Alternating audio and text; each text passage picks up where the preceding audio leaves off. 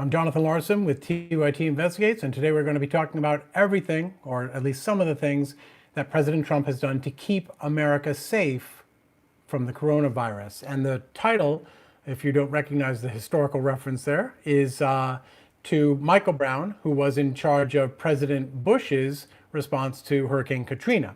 And Brown was praised early on in the federal response to Katrina for doing a heck of a job, Brownie, in President Bush's historic words, which became historic, of course, because it turned out that the federal government had essentially gutted what Democrats had put in place prior to his administration at FEMA, the Federal Emergency Management Administration, right? The FEMA administration under Clinton had been sort of a technocratic marvel, a bureaucratic wonder of fast response, thorough response, capable response. Bush came in, essentially dismantled it, put unqualified people in charge, cut funding, all that stuff.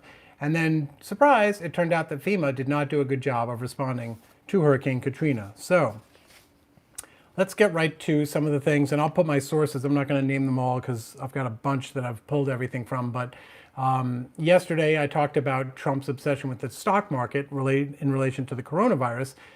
And my point, or at least one of them, was that the stock market, right, that's supposed to be the indicator of all things, has freaked out over the coronavirus when they should have been freaking out in 2018 when President Trump was gutting the mechanisms to prevent and or respond to a pandemic. In 2018, for instance, the CDC, the Centers for Disease Control and Prevention, cut 80% of its efforts to prevent global disease outbreaks because it was running out of money. Ultimately, the CDC went from working in 49 countries to just 10. In other words, the CDC was out there. They had pushed out the outer wall of prevention and containment into 49 countries and cut that back to just 10. China had been one of those countries, but was not any longer in 2018 after President Trump's budget cuts. Trump also shut down the entire global health security unit of the National Security Council and eliminated the US government's $30 million complex crises fund and reduced national health spending by $15 billion. Let's keep going.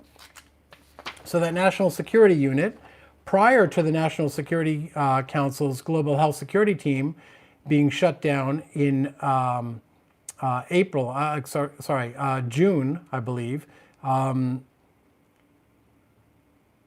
Prior to that, 1 month prior, Tom Bossert had been fired. He had had called for a comprehensive biodefense strategy against pandemics and biological attacks. And then wham, in May 2018, he was fired. The rest of the team disbanded. The position overseeing it never filled.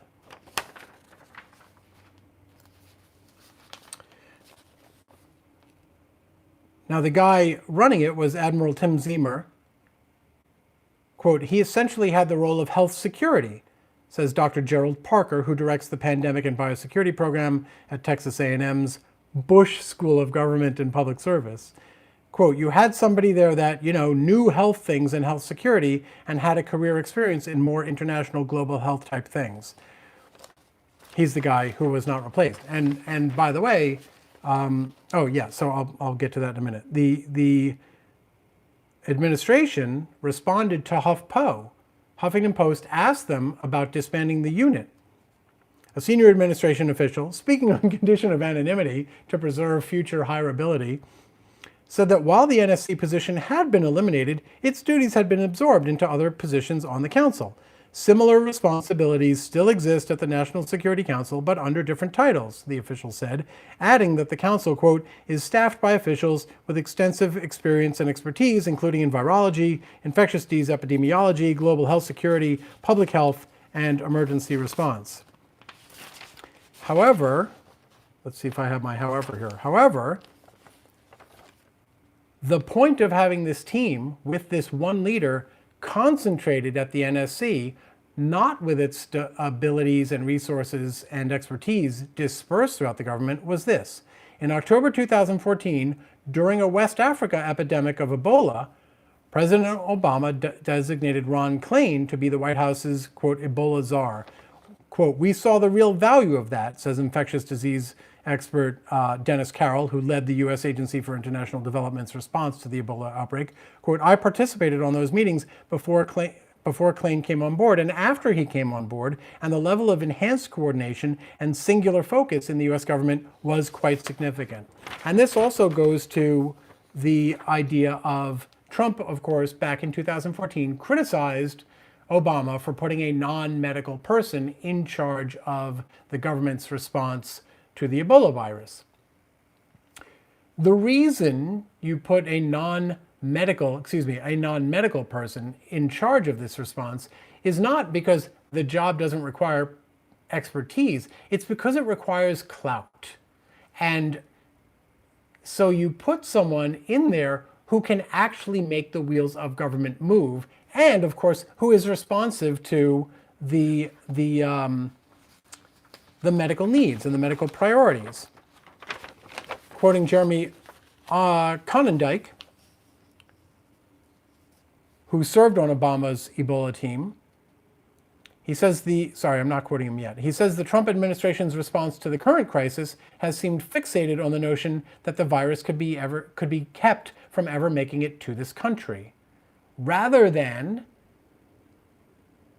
the Trump administration focusing on coming up with a plan to deal with it once it does get here. Quote, the ball has been dropped, Conondike said. Quote, they've lost a month where they could have been doing that. In other words, while their efforts were focused on messaging to avoid spooking the stock market and trying to contain it from getting here, what they should have been doing was standing up the mechanisms for dealing with it once it came here. Because once it comes here, it does not mean that, okay, now all of civilization is going to die.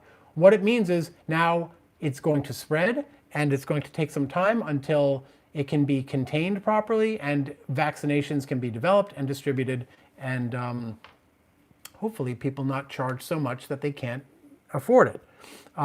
And the other thing, which I haven't seen talked about yet, that the Trump administration did in terms of pandemic response, was to gut any kind of U.S. activity in or participation with efforts to reduce or mitigate climate change. And the reason that has to do with pandemics is when the climate changes, that changes migratory patterns, feeding patterns of animals, disease-carrying animals. And when animals start moving out of their usual areas, they start moving into areas that are not inoculated organically against whatever diseases those animals might have. So it's certainly been talked about in terms of mosquitoes, right? You get warmer weather earlier, you now get mosquitoes in areas where they didn't used to hang out before in early spring or even late winter. And they carry malaria. But lots of diseases are spread by animals, right? They're looking at bats for this one. When those migratory patterns change, you're essentially creating a primal broth to incubate new viruses, new contagions, and to facilitate their spread. So that's what has been going on in the past few years to make this viable, to ensure that more people than necessary are going to die, to maximize rather than minimize the financial impact. And no one was paying attention when these things were happening. They might have shown up in the back pages of some valiant newspapers, and bravo to them. I don't mean to trivialize it. That's the job. That's what you're supposed to be doing. But shame on the media and shame on politicians for not raising the alarm bells, sounding the alarm bells around this. And shame on me as well, right? That's something we could have been looking at. And shame on the public. We've all been fixated on other stuff because it's more interesting than the theoretical but inevitable impacts of cutting back on things as basic as pandemic response and prevention. Okay, let's see what you folks have to say. And that, by the way, if you're new, we do this, we aim for 11:30 a.m. Eastern Time every weekday. so that we can do this live and have you folks join us so we can have a conversation, which hopefully improves your experience and your knowledge, and also, I think, makes me a better journalist. So I owe you as well for it. Thank you. Solex X says Trumpers in South Carolina are telling their base to vote for Bernie in the primary to help Trump. LOL.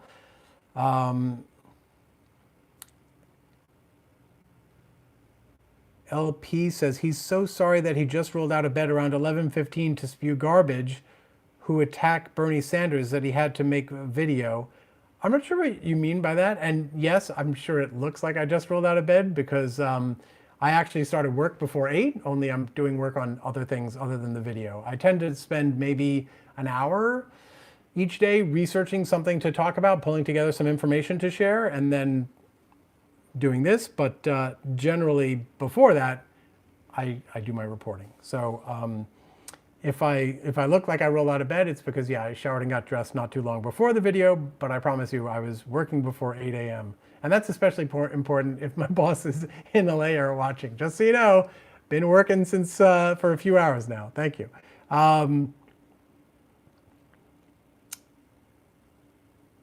Just says, Katrina didn't do a good job. LOL, JL, that's very kind of you to phrase it that way.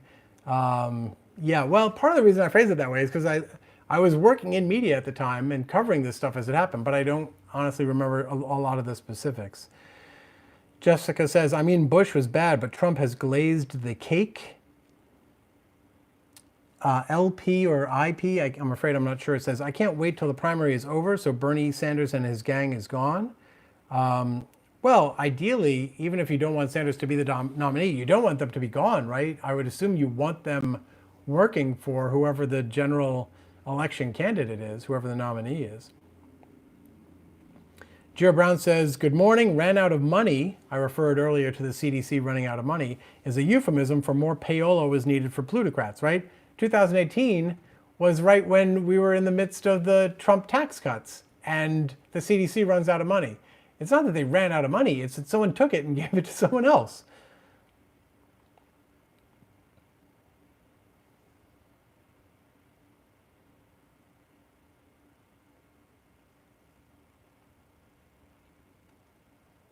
Jess says, I think Trump and Bush are both very inept regarding emergency agencies. In my humble opinion, Bush was just better with immigration and ducking when shoes got thrown at his head.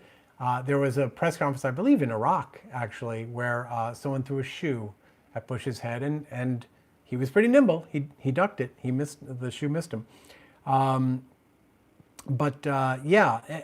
and you don't necessarily expect or even want a president to be good at emergency response, but you do want them to be good at setting up and empowering people who are.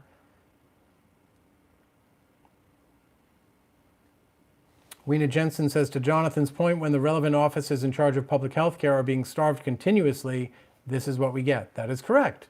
And if the markets were as smart and all-seeing and as good predictors as everyone keeps telling us they are, then why didn't the market, lose 2% the day that that the United States announced, hey, we're not going to do anything to stop pandemics anymore in 30 out of the countries where we've been?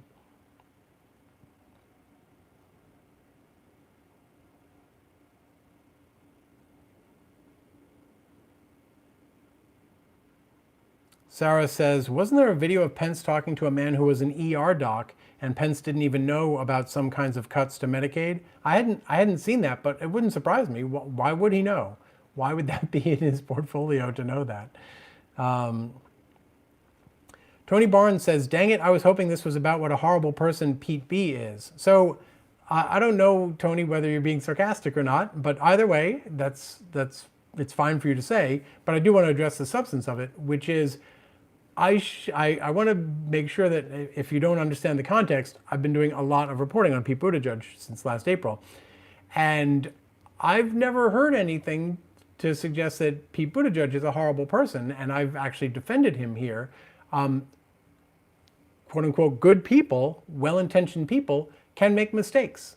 And the only issue I would say with Pete Buttigieg is not that he should be perfect. No one's perfect, and none of the presidential candidates are perfect. But if it seems like I'm obsessed with Pete Buttigieg, I think in part the reason I stay on it is because no one else has picked up on it and held him accountable, right? If you screwed up in 2011 or 2012, then have that conversation. Talk about what you did wrong.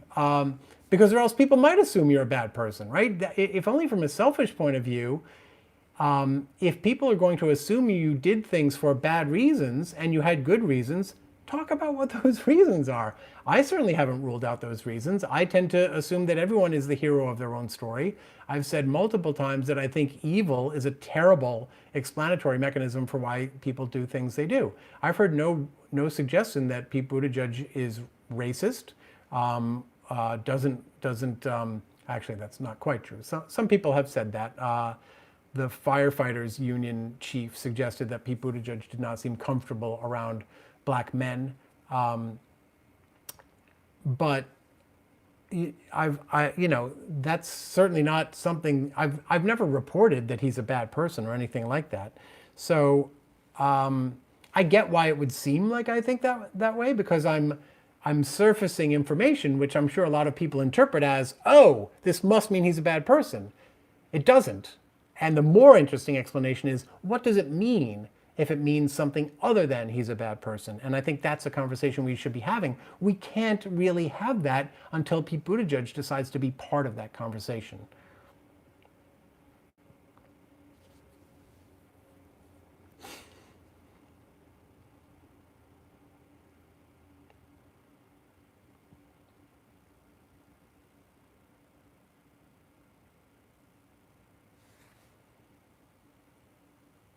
Sorry guys, I got bounced around in the chat. Oh, and while I'm looking for where I was, let me again, if I missed you, Grammy Bernie Bro, yesterday, I did belatedly thank you for the super chat. Thank you very much for that. I appreciate it. Okay, you guys are still talking about that shoe. Jessica says Pence is going to fail in this task. He does not believe in science. I think religious fundamentalism is a little bit more complicated than that. But I take your point. Jess says, I saw 85 or 86 people in New York are under confinement/observation for coronavirus because they travel to highly affected areas. Right. So I think it's really important to distinguish between people who are being quarantined or under observation because they have it and because they were exposed to it, which could mean anything. So it's important to, be specific and precise. So I appreciate you making that distinction. Imperator 1 says, sorry I'm late, coming from a meeting. Well, we started without you. I apologize, but thank you very much for joining us. Oh, Jess, you're killing me. Jess says, agreed, because Pence reacted so well to the HIV/AIDS crisis in Indiana, which I meant to mention and forgot to or didn't have time to research, because that is something I have been curious about. But yeah, obviously, Pence is pretty well known for not having done well when it came to HIV policy in Indiana.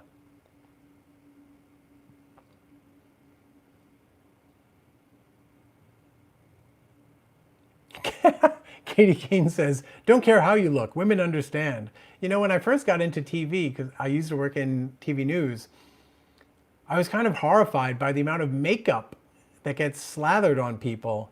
And there kind of is an excuse for it because the lighting is unnatural. And so ideally the makeup compensates for that. But the reality is the makeup is professionally done and it's super calibrated to make people look as good as possible, which I always found a little problematic because the message we're sending to our viewers is basically, this is the ideal, you're not living up to it, but here's the news, which I thought, kind of had like a soul-crushing undercurrent to it. So I've always had mixed emotions about that. Ed says, I have been working in environmental public health, and there is very little interest in these public health issues at the federal and state levels from 30 years of experience, which is, terrifying. Terrifying. Thank you, Ed, for what you do and for chiming in. Alex McBride says, as a Hoosier, Pence is an absolute disaster. He failed to stop an epidemic as our governor, and I doubt he'll be able to handle this. I didn't even check the markets today. Sarah says, the longer Bernie is the front runner, the more trolls come around TYT. And, you know, that's great. Welcome trolls, right? If you have concerns about Bernie, this is not a bad place to talk about them. Let's just remember that we'll probably get somewhere together, more likely, if we are civil to each other in the process and assume best intentions on all sides. Doran Air says that guy threw both his shoes, not just one. I think that's right. It might have been a semi-automatic. I think they were in pretty quick succession. And I believe, if I remember correctly, it's a huge insult even to show someone the bottom of your shoe. And I think throwing a shoe constitutes a variety of that. Hannah says, all we want is to elect someone who actually gives a damn and will deliver for the working class what we so desperately need. Katie Kane says, Bush seemed experienced at ducking. Caranola says, despite Trump and company cutting the CDC, they still came out and completely cut Trump in public with, it's not if coronavirus will hit, it's when.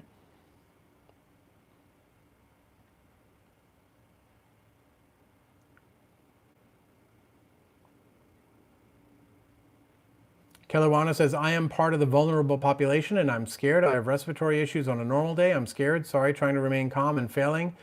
Well, I'm sorry that you're feeling that way, Kelly. And of course, there are reasons to be concerned.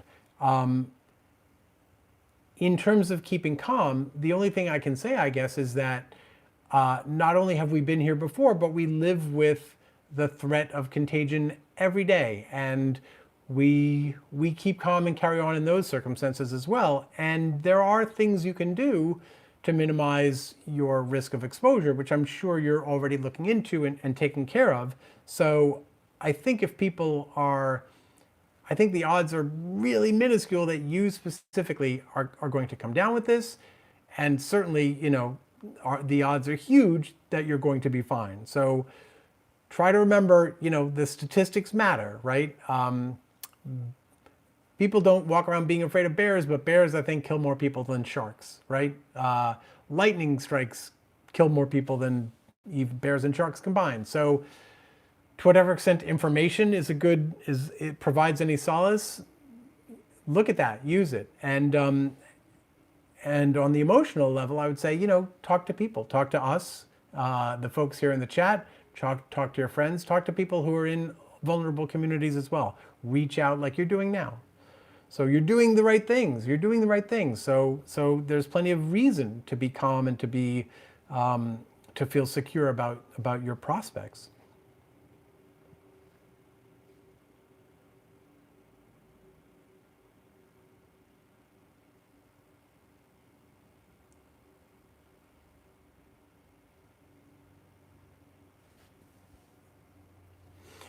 Caranola says, actually, nope, I see I bounced up a little, I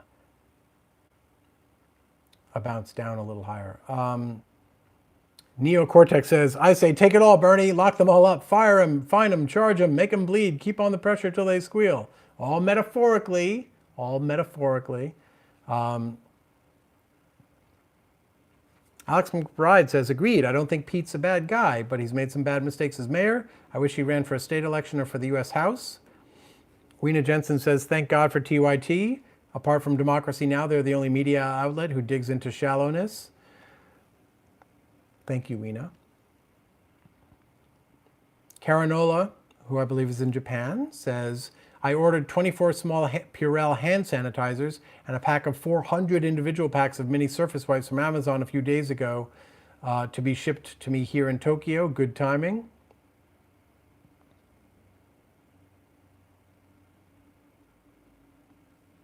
Neocortex says, come on, man. All Pence will FK all, which I'm sure is a typo for fix.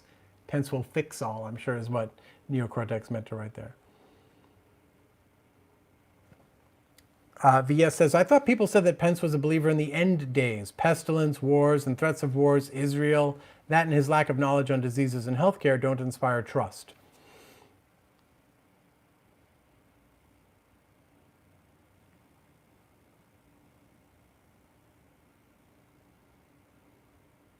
Joe Brown says, Kellywana and Katie Kane, I hear you both. Guess we have to be antisocial socialists for our health.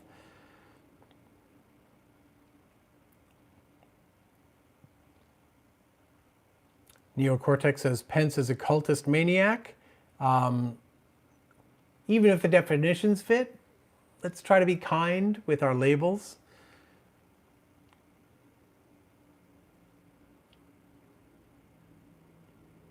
You know, a gentle cultist maniac. Monkey King says, do you wear makeup? Really? Really? Do I look like I'm wearing makeup? No, is the answer to your question, Monkey King. And now I'm trying to think if there's anything that would even qualify as makeup. I cannot think of anything. Jess says, I just wonder how that person in Cali contracted the coronavirus and never traveled to affected areas or had contact with anyone who did. Well, my guess is they had contact with someone who did. We just don't know about it yet.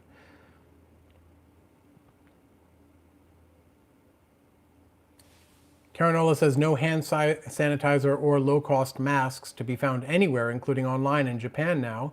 My Star Wars Stormtrooper design lower face mask cost a cool $30, but I can wash it and put new gauze in it daily.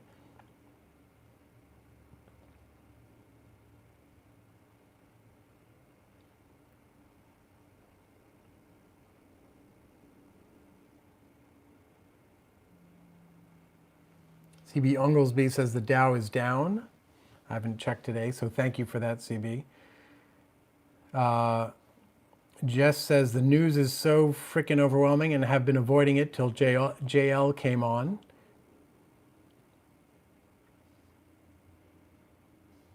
Jessica says, oh, you guys are talking about whether it can go through pipes. Yeah, they're obviously still trying to figure out, you know, how can it travel? How does it spread? All that stuff. Caranola says Pence can't do dusky squat and he ain't about to. That conference was a sad show. I didn't even watch it. We all know Trump's baby mad about the CDC announcement and situation because of the stock market, right? We discussed this yesterday, how angry he reportedly is about the effect of the coronavirus on stocks.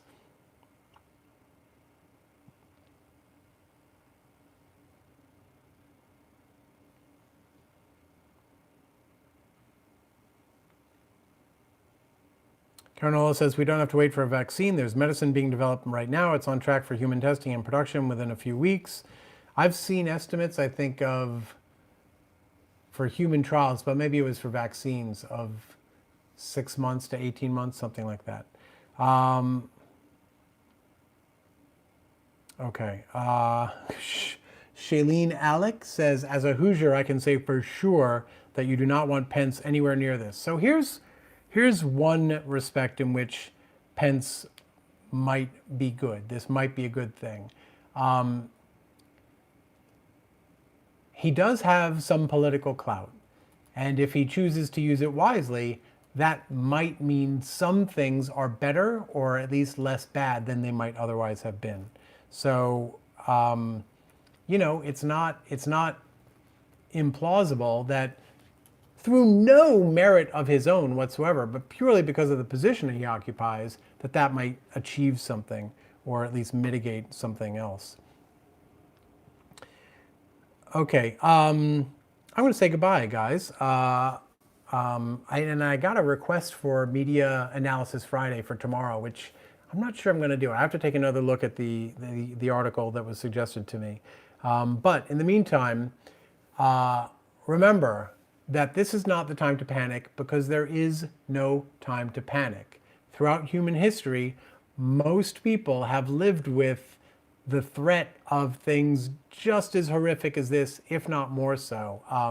You know, modern life expectancy is way up compared to what it was 100, 200, 300 years ago. So in terms of the risks we face compared to what our forebears faced, it's minuscule. It's minuscule. The vast, vast majority of us are going to live out our natural lives and die in our beds at, like I said, live out our natural lives, not getting cut down by plagues. So